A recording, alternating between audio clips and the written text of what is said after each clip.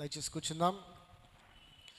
మంచిది. ప్రియమైన దేవుని బిడ్డలారా, మరలా తిరిగి దేవుడు మనల్ని నూతన మాసంలోనికి అడుగు పెట్టడానికి దేవుడు కృప చూపి ఉన్నారు. మనము ఈ 105వ కీర్తన ధ్యానం చేస్తున్నాము. గడిచిన మాసంలో మొదటి వారము నేను ఇదే కీర్తనలో నుంచి మీకు అనేక విషయాలు తెలియపరిచాను. ఇందులో మనం ధ్యానం చేస్తే ఆది మొదటి వచనంలో 105 ప్రారంభం నుంచి దేవుడు ఏ రీతిగా ఆయన అబ్రహామును పిలుచుకొని నిబంధన చేసి ఆయన ఎట్టివాడో ఇవన్నీ యాకోబు తర్వాత వారి ఆ జీవితం అంతా చూసాం మనం. యాకోబు తర్వాత యాకోబుకి ఇచ్చినటువంటి సంతానము, ఆ తర్వాత యోసేపుని ఎలా దేవుడు విడిపించాడో ఇవన్నీ కూడా మనము నేర్చుకున్నాం. అయితే మనము నూతనంగా ఒక సిరీస్ స్టార్ట్ చేయబోతూ ఉన్నాము.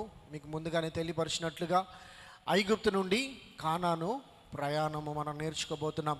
అందులో భాగంగానే ఈ రెండో భాగము ఈ 105వ కీర్తనలో మనము ధ్యానం చేస్తూ ముందుకు వెళ్దాము. ఇందులో చాలా వచనములు ఉన్నాయి. ఒక్కొక్క వచనాన్ని సుదీర్ఘంగా మనం ధ్యానం చేయడానికి సమయం సరిపోదు కాబట్టి ముఖ్యమైన విషయాలు మాత్రము మీకు తెలియపరచాలని ఆశపడుతున్నాను. చూడండి 23వ వచనంలో, 23లోనికి రాకముందు పైన యాకోబు గురించి రాయబడి ఉన్నది. చదువుదాం. 21, 22 చదవండి.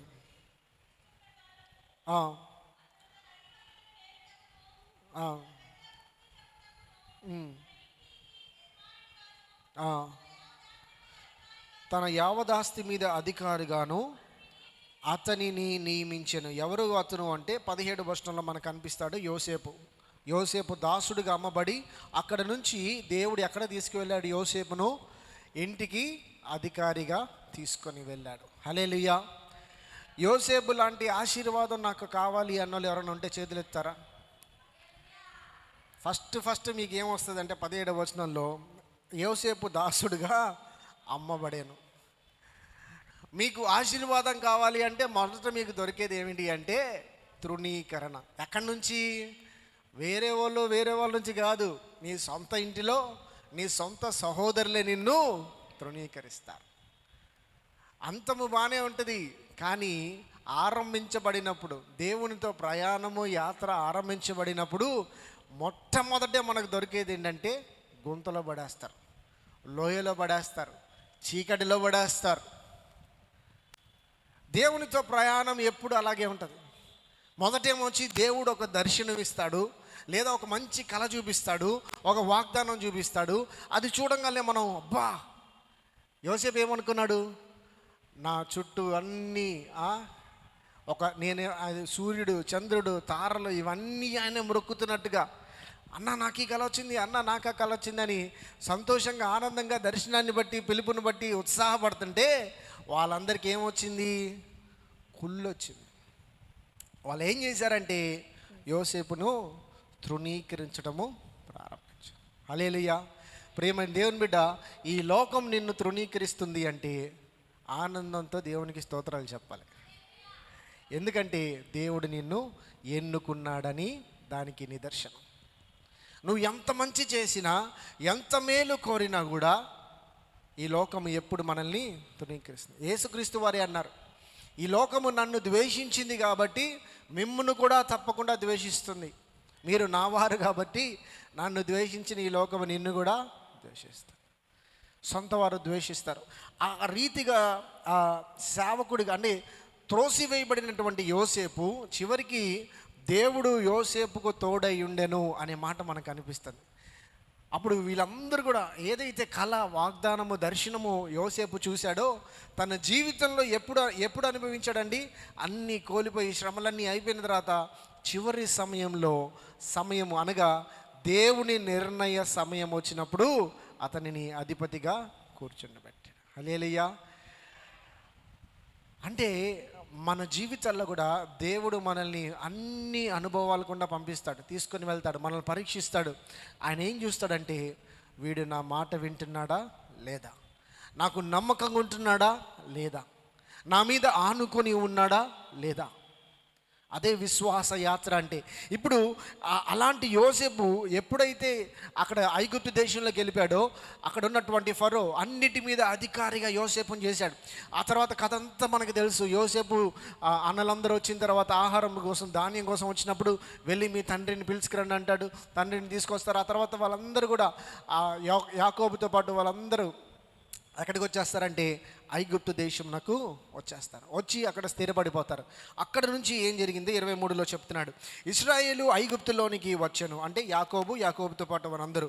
యాకోబు హాము దేశమందు పరదేశిగా ఉండెను. హాము దేశం అంటే ఏంటి? ఈ ఐగుప్తు దేశం. హాము అనే పేరు ఎక్కడ విన్నారు మీరు? ఎస్, ఎవరు కుమారులు వాళ్ళు? నోవాహు కుమారుల్లో హామ్ అనే వ్యక్తి ఈ ప్రాంతంలో స్థిరపడ్డాడు. సో వారి తర్వాత ఈ ఐగుప్తీలందరూ హాము దేశము అని అక్కడ రాయబడింది. సో అక్కడ హాము దేశంలోనికి ఎక్కడి నుంచి వచ్చాడు?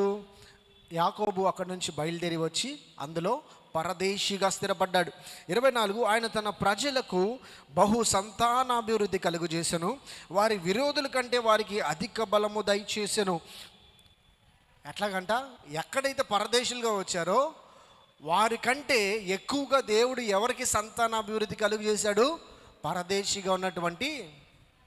అంటే క్యాలిక్యులేషన్ చెప్తాను మీకు, చిన్న క్యాలిక్యులేషన్. ఐగుప్తు దేశం అంతా ఉంది. యాకోబు ఎంతమందితో వచ్చాడు? 70 మంది అటు ఇటుగా వచ్చారు. ఈ 70 మంది ఎక్కడ? ఐగుప్తు దేశం ఎక్కడ?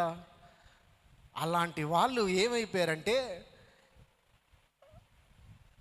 ఎప్పుడైతే యోసేపు పరిపాలిస్తూ ఉన్నాడో ఒక ప్రైమ్ మినిస్టర్గా ఉండి, అతని పదవీ కాలంలోనే ఐగుప్తు దేశంలో ఉన్నటువంటి జనాభా కంటే హెబ్రీయుల జనాభా ఎక్కువైపోయిందంట. హల్లెలూయా. అంటే తల్లి పిల్లల హాస్పిటల్ అంతా ఫుల్ అయిపోయి ఉంటుంది, హౌస్ఫుల్. మొత్తం హెబ్రీలే. అంటే దేవుని యొక్క ఆలోచన విధానం, దేవుడు ఎలాగ ఆశీర్వదించాడో చూడండి.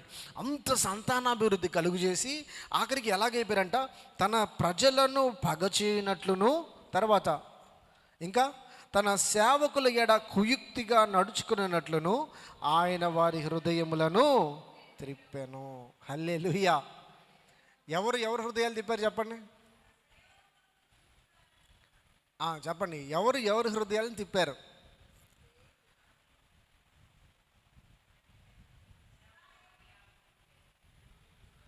గట్టిగా వినిపించట్లా. ఎవరి హృదయాలను తిప్పారు? ఇశ్రాయేలు హృదయాలు ఎవరు తిప్పారు? దేవుడు తిప్పాడు. ఎవరి వైపుకి? అక్కడే మనం అడిగేసామన్నమాట.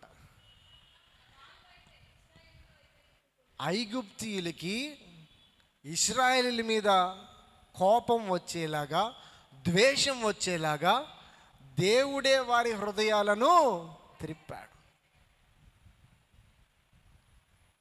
అంత డీటెయిల్గా మనం చదవం కాబట్టి మనకు లాజిక్ అర్థం కాదు. ముందు సంతానాభివృద్ధి కలుగు చేసింది ఎవరు? దేవుడే. వాళ్ళు అధికమైపోగానే వీళ్ళు హృదయాలు వారి మీద కోపంగా త్రిప్పింది ఎవరు? దేవుడే. సో ఇందు మూలంగా తెలియపరచబడేది ఏంటంటే, యావత్ ప్రజానికానికి ఏమని చెప్పాలనుకుంటున్నానంటే, అన్నీ కూడా ఆయన చేతిలోనే ఉన్నాయి. హల్లెలూయా. అప్పుడు దాకా నిన్ను ప్రేమించేవాడు, నువ్వే రాజు, నువ్వే మంత్రి అనేవాడు, రేపు పొద్దున్నే మారంగాల్ని ఎవడా నువ్వు, మాకు అక్కర్లేదయ్యా, నువ్వు పోయా అని అనగలుగుతున్నాడంటే ఆ హృదయాన్ని త్రిప్పగలిగేది ఎవరండి? ఎలాగంటే దేవుడు చూడండి, ఇంకా 26 కూడా చదవండి. ఆయన తన సేవకుడైన మోషేను తాను ఏర్పరచుకొనిన అహరోనును పంపెను. వారు ఐగుప్తీయుల మధ్యను ఆయన సూచక క్రియలను హాము దేశములో మహత్కార్యములను జరిగించిరి. ఇప్పుడు చెప్పండి, మహత్కార్యములు చేసింది ఎవరు? దేవుడా, అహరోను, మోషేలా? మరి ఇక్కడ ఏం రాస్తున్నాడు ఆయన? జరిగించిరి, చేయించిరి. ఒక మాట రాయబడి ఉంటుంది మోషే గురించి. ఏమని ఉంటుందంటే, మోషేకి దేవుడు పిలిచి, నేను నీకు దేవుడై ఉన్నట్లుగా నువ్వు అహరోనుకి దేవుడు అయి ఉంటావు అని చెప్పాడు. ఇంగ్లీష్లో చదివితే క్యాపిటల్ జీ స్మాల్ జీ ఉంటుంది. క్యాపిటల్ జీ అంటే దేవాతి దేవుడు, స్మాల్ జీ అంటే అంటే గాడ్ అని అక్కడ దేవుడు ఎందుకు ఉపయోగించాడు, దీని గురించి చాలా డిస్కషన్ జరిగినాయి. ఇప్పుడు మనకు అది అప్రస్తుతం. అయితే ఎందుకు చెప్పాడు అంటే, నేను నీకు నా విషయాలు ఎలా చెబుతానో నువ్వు అలాగా అహరోనుకి అన్ని విషయాలు తెలియపరచాలి. యాజకుడిగా ఉంది అహరోనే, సమస్తము జరిగించింది అహరోనే.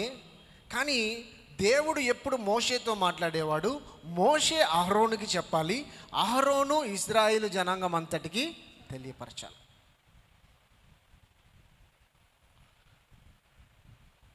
మనము నిర్గమాకాండం 19వ అధ్యాయంలో చూస్తే, 19వ అధ్యాయంలో దేవుడు కొండ మీదకి నేను దిగొస్తాను, నా ప్రజలందరినీ రమ్మని చెప్పండి అని చెప్పి పిలుపునిస్తాడు. మిమ్మల్ని మీరు సిద్ధపరచుకొని కొండ దిగున మీరు రండి అని పిలుపునిస్తే, వీళ్ళందరూ ఏం చెప్తారు తెలుసా? వెళ్ళి మోషే దగ్గరికి, అహరోన్ దగ్గరికి, అయ్యా ఆ శబ్దాన్ని మేము తట్టుకోలేం, ఆయన దిగి వచ్చినప్పుడు ఆ మహిమను మేము చూడలేం, మా శక్తి సరిపోదు, నువ్వే వెళ్ళి ఆయనను అడిగి ఆయన ఏం చెప్పమన్నారో మాకు చెప్పండి,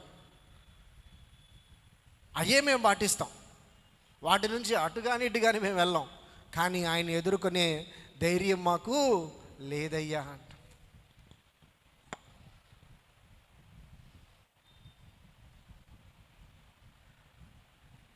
అందుకే ముఖాముఖిగా దేవుడు మోషేతో మాట్లాడాడు. సో ఇవన్నీ మనం వచ్చే ముందు రోజుల్లో మనం నేర్చుకుంటాం. అయితే దేవుడు ఆయన డాట్స్ అన్నిటినీ ఎలా కనెక్ట్ చేస్తాడు, ఒక్కొక్క దానికి ఒక కనెక్షన్ ఉంటుంది. ఇప్పుడు చిన్నప్పుడు మనకి సండే ఈనాడు పుస్తకంలో బుక్ వస్తుందా, మీకు అందరికి వచ్చిందా? అందులో బుక్ రాగానే పొద్దున్నే మేము పరిగెత్తుకుంటూ వెళ్ళిపోయి ఆ చొక్కలది బొమ్మ ఒకటి ఉండేది. చొక్కలు కలుపుతూ ఉంటే అవన్నీ కలిపేసరికి చివరికి ఏమవుతుంది, ఒక బొమ్మ వస్తుంది. నంబర్స్ అన్నీ కౌంట్ చేసుకుంటూ వెళ్తే ఒక బొమ్మ, ఒక ఆకారం వస్తుంది. అది గీసే వరకు మనకు తెలియదు. సో దేవుడిది ఎప్పుడు ఎలా ఉంటుందంటే, అన్ని చుక్కలు కనెక్ట్ చేసుకుంటా పోతాడు. అవి కనెక్ట్ చేసేటప్పుడు మనకేం అర్థం కాదు. మనం ఏం చేయాలి, నంబర్ టు నంబర్ ప్రాపర్గా కనెక్ట్ చేసుకుంటూ వెళ్ళిపోవాలి. ఇప్పుడు దేవుడు ఏం చేస్తాడంటే, ఫస్ట్ ఏమొచ్చి ఎక్కడి నుంచి తీసుకొచ్చాడు, ఎక్కడో ఉన్న యోసేపును ఐగుప్తుకి బానిసగా తెచ్చాడు. బానిసగా ఉన్న యోసేపుని అధిపతిగా, రాజుగా చేశాడు. ఇప్పుడు ఆయన కింద పరిపాలన జరిగించి అన్నిటిలో కూడా అబ్బా వీళ్ళు హెబ్రీయులు ఎంత జ్ఞానం కలిగిన వారని ఒక కాలం నడిచింది. యోసేపును ఎరుగని ఫరో వచ్చే అంత వరకు కూడా వీళ్ళు అన్యుల దేశములో అనగా పరదేశులో గెస్ట్లుగా, రాజులుగా బ్రతికారు. అన్నీ ఉన్నాయి వాళ్ళకి ఫెసిలిటీస్, సమానంగా సిటిజన్స్తో పాటు అన్నీ ఉన్నాయి. కానీ ఎప్పుడైతే యోసేపు చనిపోయిన తర్వాత యోసేపుని ఎరుగని రాజు ఫరో వచ్చాడో వీళ్ళందరూ ఏమైపోయారంటే, అప్పుడు దాకా వీళ్ళు అధిపతులుగాను లేకపోతే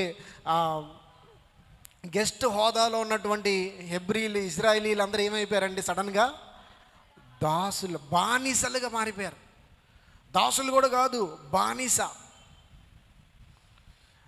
అక్కడ నుంచి మనకి జీవితం అనేది. అయితే అక్కడ నుంచి వాళ్ళలో నుంచే దేవుడు ఒక మోషేను, ఒక అహరోను లేవనెత్తి అద్భుతములను చేసి వీరందరినీ కూడా బయటికి తీసుకొని వచ్చాడు. హల్లెలూయా. సో మనం అనుకుంటాము మన లైఫ్లో, మన జీవితంలో జరిగే క్రియలన్నిటినీ, లేకపోతే మన లైఫ్ని మనమే డిసైడ్ చేస్తున్నాం, మనమే డీల్ చేసుకుంటున్నాం, మన నిర్ణయాలే అని మనం అనుకుంటాం. అలాగ అనిపించింది పిక్చర్, అంతే.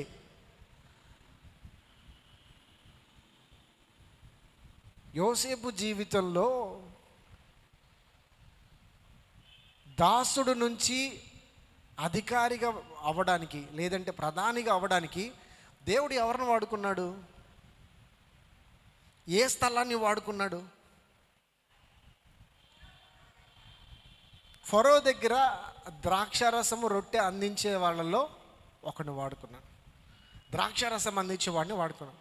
వీళ్ళు ముగ్గురు కూడా ఒకే చెరసాల్లో పడవేయబడ్డారు. అంటే దేవుని యొక్క స్టెప్ చూడండి, చెరసాల ఎక్కడ, సింహాసనం ఎక్కడ? అంటే దేవుడు మనం దెబ్బ తినేటప్పుడు లేదా పరీక్షించేటప్పుడు దేవుడు ఒక్కొక్క మెట్టు కిందకి కిందకి కిందకి కిందకి ఎక్కడికి దంతాడంటే కింద దాకా, ఇంకా అక్కడి నుంచి ఇంకా కిందకి దిగడానికి ఏమీ ఉండదు. రాక్ బాటమ్ అంటారు ఇంగ్లీష్లో. అక్కడి నుంచి దేవుడు ఎక్కడ తీసుకెళ్తాడంటే డైరెక్ట్గా సింహాసనం దగ్గరికి తీసుకొని వెళ్తాడు. హల్లెలూయా. ఇదంతా ఎందుకు చెప్తున్నానంటే దేవునికి సమస్తమును సాధ్యమే. Everything is possible with God. ఒక్క రోజులోనే రాజుని ఏం చేశాడండి? అడవి మృగం చేశాడు. ఒక్కరోజే. దేవుడికి పెద్ద అక్కర్లా. ఒక్క క్షణంలో కూడా ధనవంతుడిని దరిద్రుని చేశారు. ఎవరు చెప్పండి? యోబు అప్పట్లో ఉన్న వాళ్ళందరిలో ధనవంతుడు. ఆయన లేచి తేరుకునే లోపే ఇలాగ 4 ద్వారాల నుంచి 4 సేవకులు వచ్చి 4 బ్యాడ్ న్యూస్ చెప్పారు. అందులో ఆయన ఆస్తి ఉంది, ఆయన ఫ్యామిలీ ఉంది. ఒక్క మూమెంట్లో మొత్తం.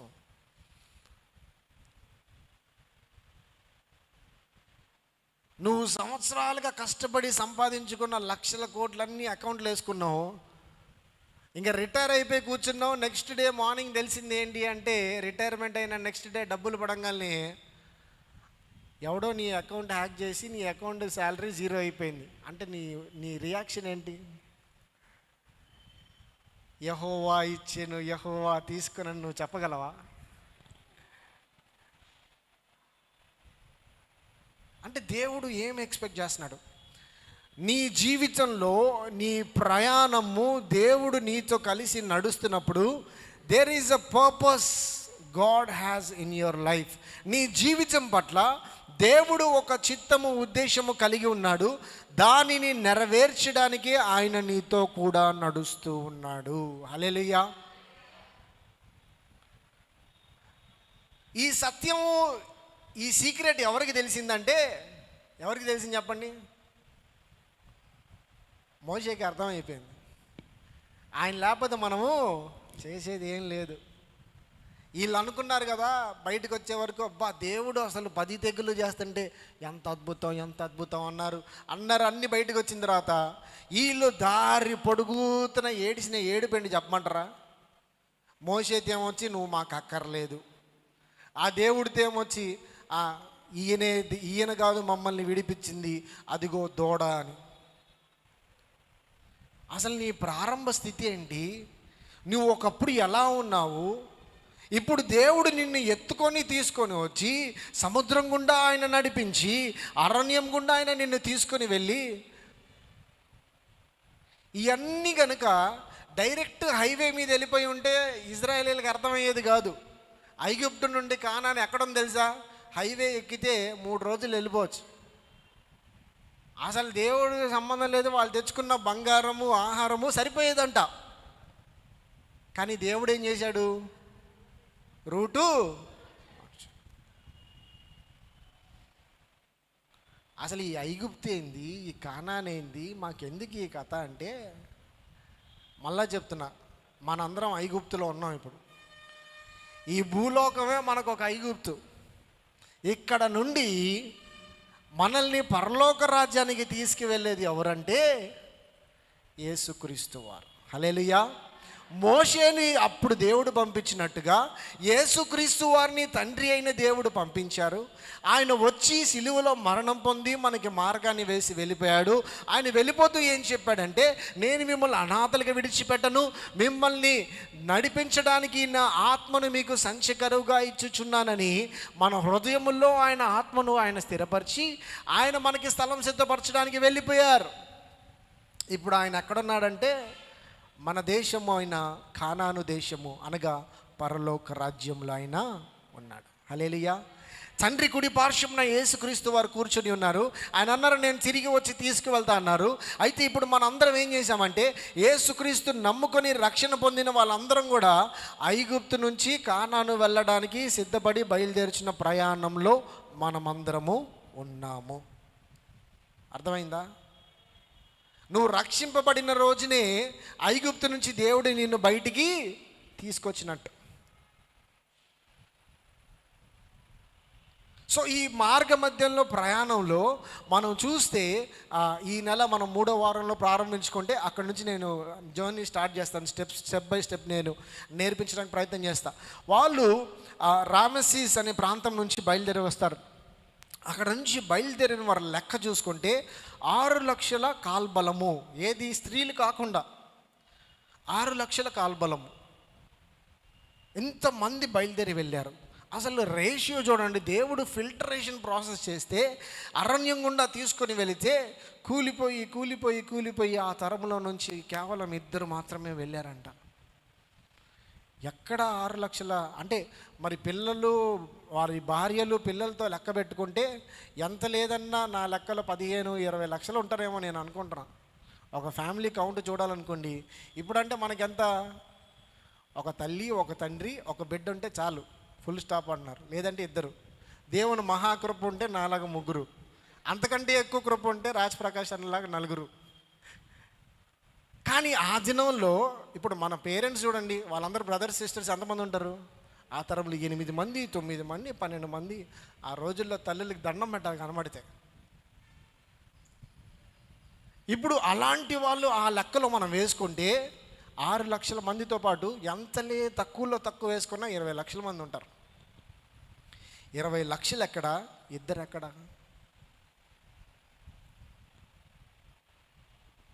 మరి యెహోషువ, కాలేబులు ఏమన్నా గొప్ప గొప్ప కార్యాలు ఏమైనా చేశారా? లేకపోతే అతి పరిశుద్ధులా? వాళ్ళు చేసింది ఒకటే, వారి దేవుణ్ణి నమ్మారు, వారి దేవుణ్ణి విశ్వసించారు. నీ జీవితంలో ఈ ప్రయాణంలో దేవుడు నిన్ను తీసుకొని వెళ్ళినప్పుడు, అరణ్యం గుండా తీసుకొని వెళ్ళినప్పుడు నిన్ను పరీక్షిస్తాడు. యేసుక్రీస్తు వారికే తప్పలేదు అరణ్యం. ఆ అరణ్యంలో ఎవరుంటారు? సాతాను సమూహము. వాడు అన్ని ప్లాన్లు వేసుకొని కరెక్ట్గా ఉంటాడు. ఇందులో సీక్రెట్ మీకు చెప్తా. సాతానికి అప్పగించేది ఎవరు? సాతాన్ని టెస్ట్ చేయమని పంపించేది ఎవరు? వాళ్ళ హృదయాలను, అంటే వాడి హృదయాన్ని, వాడికి మైండ్లో ఆలోచనలు అన్నీ ఎవడిస్తారు? దేవుడే అనుమతిస్తాడు. దేవుడు చెయ్యడు, దేవుడు అనుమతిస్తాడు. యోబు జీవితమే మనకు కనబడుతుంది. సో దీన్ని బట్టి నువ్వు అర్థం చేసుకోవాల్సింది ఏంటంటే, ఈ ప్రయాణము నువ్వు నెగ్గాలి అంటే, నీ జీవిత ప్రయాణములో అంతమైనటువంటి ఆ పరలోక రాజ్యంలో నువ్వు అడుగు పెట్టాలి అంటే, కళ్ళు మూసుకొని దేవుణ్ణి నమ్మంతే, ఇంకేం చేయనక్కర్లా. హల్లెలూయా. ఈ సీక్రెట్ ఎవరికి తెలుస్తుందో వాడు విశ్వాస వీరుల జాబితాలో పేరు రాయబడుతుంది. ఒక అబ్రహాము నమ్మాడు, కళ్ళు మూసుకొని వెళ్ళిపోయాడు అంతే. అక్కడి నుంచి లిస్ట్ మీకు అందరికి తెలుసు. ఒక శారమ్మ నవ్వింది, కానీ నమ్మింది. నవ్విన తర్వాత నమ్మితే ఆమెకి ఏమొచ్చింది? గర్భఫలము. ముసలితనములో కూడా చిగురు దేవుడు ఇచ్చాడు. ఈరోజు నువ్వు ఏ విషయంలో కృంగిపోయి ఇక జరగదు, లేకపోతే లేదని నువ్వు అనుకుంటున్నావో, దేవుడు చెప్తున్న మాట ఏంటంటే, అన్నీ నా చేతిలో ఉన్నాయి. ఒక అబ్రహాంకి 100 సంవత్సరాలు వచ్చిన తర్వాత కుమారుడిని ఇచ్చారంటే, అంతకుమించి నేను చాలా ఎక్కువ చేయగలను. ఆయన ఎలా చేశాడంటే, చదువుకుంటూ వెళ్ళిపోదాం చూడండి 28లో. ఏంటి ఆ మహత్కార్యములు అంటే, ఆయన అంధకారమును పంపి చీకటి కమ్మజేసెను, వారు ఆయన మాటను ఎదిరింపలేదు. ఆయన వారి జలములను రక్తముగా మార్చెను, వారి చేపలను చంపెను. అంటే ఈ 10 తెగుళ్ళు ఒకదాని తర్వాత ఒకటి. ఎందుకని? ఇంకా 30. వారి దేశములో కప్పలు నిండెను, అవి వారి రాజుల గదుల్లోనికి వచ్చెను.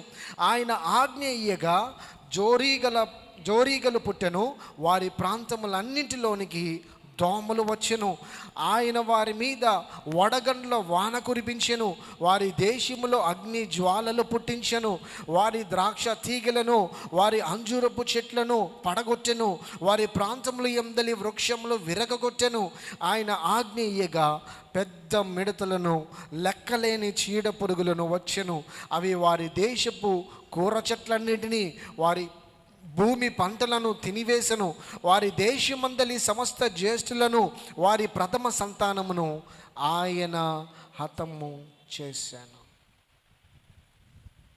ఎక్కడ మొదలుపెట్టాడు, ఎక్కడ ముగించాడు దేవుడు?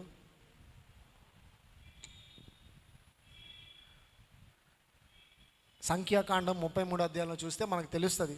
అక్కడ రాయబడదు స్పష్టంగా. ఏముంటుందంటే, ఐగుప్తు దేశముల యొక్క దేవతలకు తీర్పు దేవుడు తీర్చాడంట అక్కడ. హల్లెలూయా. ఈ 10 తెగుళ్ళు కూడా ఏమిటి అంటే, వారు దేవతలుగా పూజించేటువంటి అవన్నీ ఉదయాన్నే లేచి మనం దండం పెడతాం, దాన్ని క్లోజ్ చేశాడు దేవుడు.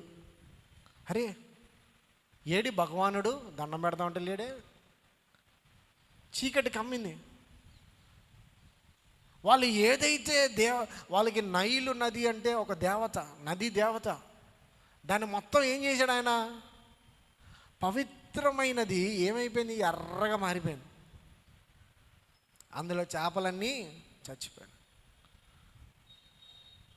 వాళ్ళు ఏదైతే దేవతలుగా పూజించారో, ఆరాధించారో, గణపరుచుకున్నారో వాటన్నిటిని దేవుడు ఏం చేశాడండి, తీర్పు తీర్చేశాడు. ఆఖరికి అన్నీ చేసిన తర్వాత అక్కడ ఇంకోటి ఏం చెప్పాడు సార్, కప్పలు మొత్తం నిండిపోయినాయి. ఎందుకు రాజ గదిలో కూడా అని చెప్పాడు. కప్పలు ఎక్కడ ఉంటాయండి అంటే, దేవుడు ఈ రెండింటిని ఒకటి చేసేసాడు. ఎక్కడ బురద ఉంటుందో, ఎక్కడ గలీజు ఉంటుందో, ఎక్కడ వర్షపు ఇవన్నీ ఉంటాయో అక్కడ కప్పలు ఉంటాయి. ఇంకా చెప్పాలంటే డర్టీ ప్లేసెస్లో ఉంటాయి. సో రాజు గదిని దేవుడు అలా చేశాడు. హల్లెలూయా. అంటే కురుపులు వచ్చేసి ఇలాగ అన్నీ వచ్చేసి వాళ్ళు ఎలాగైపోయారంటే, ఆఖరికి తన సొంత కుమారుడు చనిపోయాడు. అప్పుడు ఫరో ఏమన్నాడంటే, మీరు అర్జెంటుగా ఇక్కడి నుంచి అప్పటిదాకా ఏమనేవాడు, పిలిచేవాడు మోషే ఏమొచ్చి నా ప్రజల్ని పంపించమన్నాడు దేవుడు అనగానే, సరే తీసుకెళ్ళిపోరే పొద్దునే అనగానే, మళ్ళీ మోషే ప్రార్థన చేయగానే ఈ తెగులు తగ్గిపోగానే మళ్ళీ దేవుడు ఏం చేసేవాడు, ఫరో హృదయాన్ని, ఫరోకి ముందు నుంచే పంపించాలని ఉంది, కానీ దేవుడు ఏం చేశాడు, మళ్ళీ ఫరో హృదయాన్ని కఠినపరుస్తూనే ఉన్నాడు. ఎందుకు కఠినపరుస్తున్నాడు?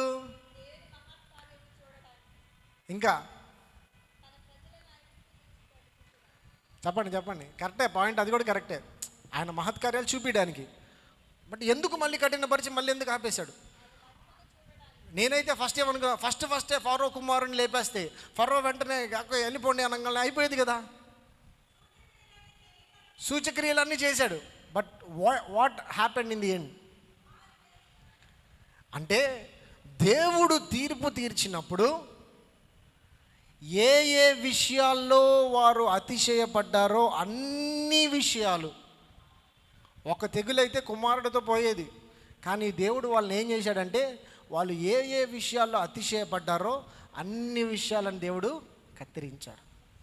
కత్తిరించి లాస్ట్లో మాత్రం పెద్ద దెబ్బ వేశాడు. సొంత కుమారుని ముందు ఉన్న సరౌండింగ్స్ మొత్తం లేపేశాడు, మనుషుల్ని, వ్యక్తుల్ని, జంతువులన్నీ లేపేశాడు, ఆహార పదార్థాలన్నింటినీ ఖాళీ చేసేసాడు. అమ్మో ఆఖరికి ఏమైపోయిందండి, సొంత ఇంట్లో కుమారుడు కూడా అమ్మో వీళ్ళ దేవునితో మనం పెట్టుకోవడానికి మనం సరిపోమని అప్పుడు ఫరోకి భయం పుట్టి, వణుకు పుట్టి అందరినీ పంపించి వేశాడు. హల్లెలూయా. ఏ శత్రువు అయితే నిన్ను దేవుని నామమును బట్టి దూషించి బానిసలుగా నిన్ను చేశారో, వారు ఒక దినమున నీకు ఆయనను బట్టి దండాలు పెట్టబోతున్నారు. హల్లెలూయా. ఎందుకంటే ఆయన కార్యముల రీతిగా ఉండబోతాను. కొంతకాలం మట్టుకు శత్రువు వాడు మన పైన ఉన్నట్టుగా, వాడేదో అధికారం ఉన్నట్టుగా, వాడే అన్ని జరిగిస్తున్నట్టుగా మనకు అనిపించవచ్చు. కానీ ఒక సమయం రాబోతుంది, అన్నీ వాడిలో ఉన్నవి కొట్టివేసిన తర్వాత దేవుడు నీవు వాడికంటే ఎంత అధికుడిగా దేవుడు నిన్ను నిలబెట్టబోతున్నాడు. ఇది మన దేవుని యొక్క శక్తి సామర్థ్యములు.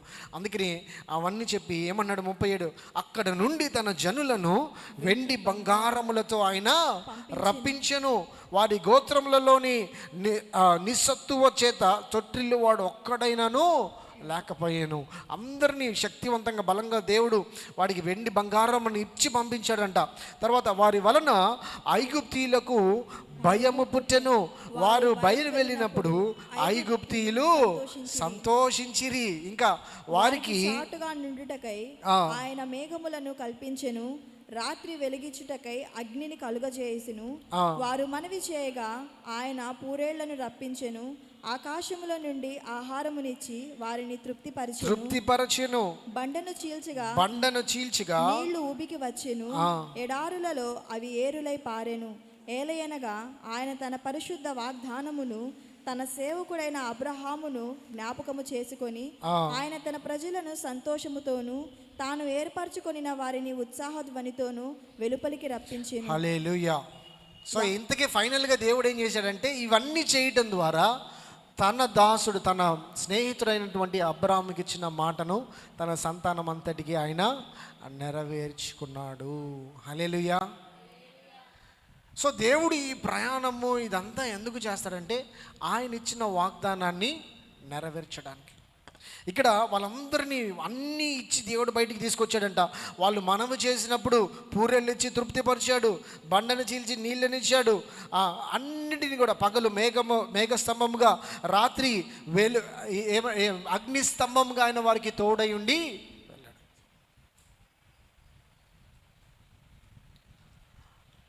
మనందరము చేసే తప్పేంటి చెప్పంటారా? యేసయ్యను వెంబడిస్తే శ్రమలు వస్తాయి, యేసయ్యను వెంబడిస్తే శ్రమలు వస్తాయని నీతో పాటు ఉన్న వాళ్ళందరూ నీ చెవుల్లో పోస్తూ ఉంటారు. అమ్మో కష్టాలు వద్దు, అమ్మో బాప్తిజం వద్దు, అమ్మో దేవుని దగ్గరికి వద్దు, లేకుండానే జీవితం. కానీ సత్యం ఏం మర్చిపోతారంటే, నీతో ఆ సమయం నుంచి దేవుడు కలిసి నడుస్తాడు అనే విషయం మాత్రం ఎవరు చెప్పరు. హల్లెలూయా.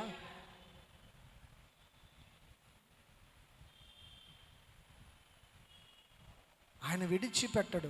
ఆయన సన్నిధిని ప్రతి స్థితికి చాలిన దేవునిగా, పగలేమొచ్చి నీ మీద ఎండబడకుండా మేఘస్తంభముగా, రాత్రి చీకటిలో నీకు మార్గం కనిపించడానికి వెలుగు స్తంభముగా, అన్ని విధాల్లో అన్నిటికీ నువ్వు ఆకలి, నువ్వు మనవి చేసినప్పుడు నాకు పూరెళ్ళు కావాలి అనగానే దేవుడు ఏం తీసుకొచ్చాడు? బండలో నుంచి నీళ్ళు ఇచ్చాడు. అంటే ఇన్ని అద్భుతాలు దేవుడు అన్నీ ఎందుకు చేశాడంటే, ఒక ఫైన్ డే నువ్వు చివరిదాకా వెళ్ళి నీ కళ్ళెదుట కానాను దేశం కనిపించిన తర్వాత అక్కడ ప్రవేశించడానికి అసాధ్యమని నీకు అనిపించినప్పుడు వద్దులే మనం తిరిగి వెళ్ళిపోదాం అని అనిపించుకోవడానిక? ఒక్కసారి ప్రయాణం ప్రారంభించావంటే నీకు అవతలకి వెళితేనే బ్రతుకుతావు. గుర్తుపెట్టుకో, కానానులోకి అడుగు పెడితేనే బ్రతుకుతావు. వెనుదిరిగి అడుగు వేసినా, మధ్యలో నాటకాలు వేసినా కప్పి పెట్టబడతాము. ఒకటే మార్గము. ఎందుకంటే భూలోకము, దేవుడి తీర్పు, నాశనం అన్నీ. ఇప్పుడు ఐగుప్తుకి వెళ్ళినా అక్కడ ఏముంది? అన్నీ కాల్చేశాడు దేవుడు. అన్నీ లోకం వైపు తిరిగి వెళ్ళాలని ఆలోచన చేస్తున్నావేమో, జాగ్రత్త. దేవుడితో కలిసి నడవటం తప్ప ఉత్తమమైన మార్గం ఏది కూడా లేదు. అది శ్రమైనా శోధనైనా ఆయన చెయ్యి విడిచిపెట్టడు. సాతానుగాడు నీ జీవితంలో ఏదన్నా చెయ్యాలి అంటే వాడికి పర్మిషన్ ఎక్కడి నుంచి రావాలి? దేవుని దగ్గర నుంచి రావాల్సింది. ఎంతలాగంటే యేసయ్య చెప్తాడు కదా, నీ తల వెంట్రుకలు కూడా లెక్కింపబడ్డాయి. అంత క్షుణ్ణముగా దేవునికి నీ గురించి తెలుసు. అందుకే ప్రియమైన దేవుని బిడ్డలారా, మీ జీవితంలో ఎప్పుడు ఒకటే గుర్తుపెట్టుకోండి, దేవుని అదే అక్కడ ఈ కీర్తనలో చివరి మాటను చదువుకొని ప్రార్థన చేసుకుందాం. 44లో వారు తన కట్టడలను గైకొనున్నట్లును తన ధర్మశాస్త్ర విధులను ఆచరించినట్లును అన్యజనుల భూములను ఆయన వారికి అప్పగించెను. జనుల కష్టార్జితమును వారు స్వాధీనపరచుకొనిరి. యెహోవాను స్తుతించుడి. సో ఇక్కడ చివరికి దేవుడు ఏం ఎక్స్పెక్ట్ చేస్తున్నాడు? దేవుడికి కావాల్సింది ఏమిటి అంటే, ఆయన కట్టడలను గైకొనున్నట్లును తన ధర్మశాస్త్ర విధులను ఆచరించినట్లు. ఇదే మాట సొలొమోను గారు కూడా రాశారు. ఏమని? సమస్త మానవ కోటికి ఇదే విధి. ప్రసంగి చివరి అధ్యాయంలో చివరి మాటలు, సమస్త మానవ కోటికి ఇదే విధి. ఆయన ఆజ్ఞలను గైకొని ఆయన చిత్తాన్ని జరిగించడం తప్ప, ఆయనకి లోబడ్డం తప్ప మనం చేయడానికి ఇంకేం లేదు. సో అలాంటి భయభక్తులు కలిగిన హృదయాలు కలిగి ఈ ప్రయాణము ప్రభువుతో కూడా అంతము వరకు మనము ముగించుకొని ఆ కానాను దేశమైన పరలోక రాజ్యంలోనికి మనందరము ఆయన ఆత్మచేత నింపబడి ముద్రించబడి ప్రవేశించుదుముగాక.